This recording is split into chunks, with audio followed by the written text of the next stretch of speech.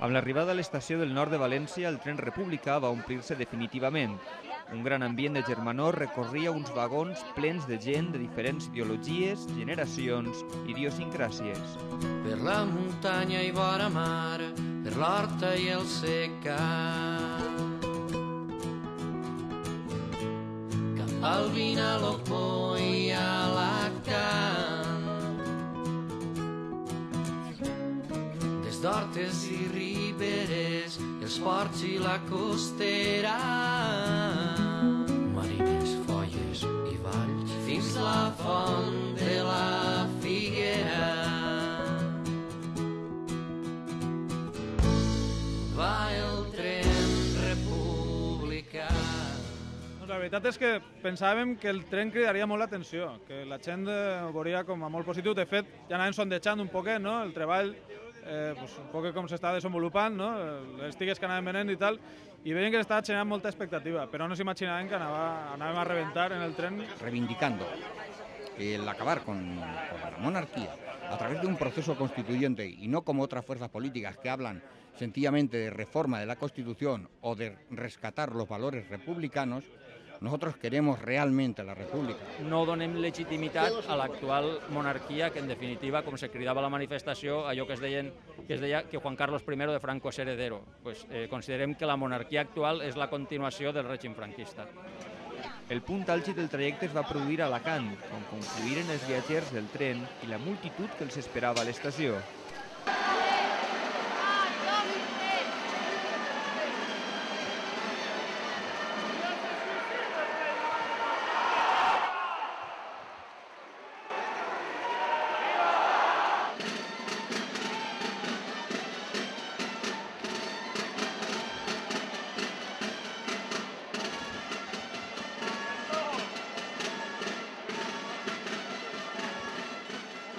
A continuació va iniciar-se una manifestació en la qual participaren, segons els organitzadors, prop de 5.000 persones.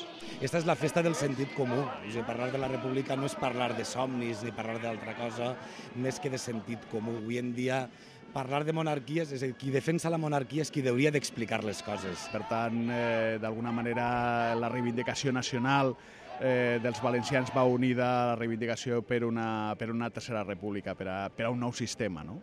I és que la república és un model molt més democràtic que una democràcia amb un cap d'estat que ningú l'ha triat. Tornar de nou, a través del col·lectiu Constantí Llombart, a recuperar les activitats del 14 d'abril, recuperar la manifestació del 5 de maig, tornar a il·lusionar la joventut per a que lluite perquè aquest país canvie i sigui autènticament d'esquerres. Crec que això de vertebrar en un tren el País Valencià, que vinga des de Castelló, passe per València i aplegui a Alacant, és tot un símbol que des de l'esquerra i des del republicanisme volem tornar a vertebrar el nostre país. Des del Castelló, passant per València, per tota la Ribera, per la Costera, fins al Vinalopó i l'Alacant, hem travessat tots els republicans valencians sobiranistes per vindre aquí a Alacant, a la terra valenciana.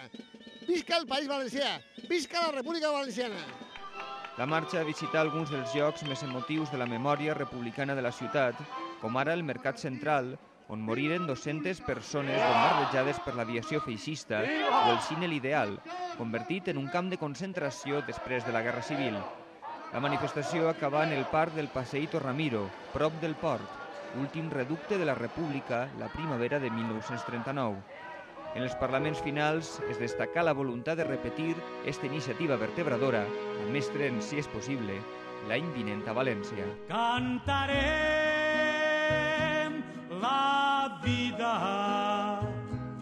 cantarem la nostra vida de poble que no vol morir.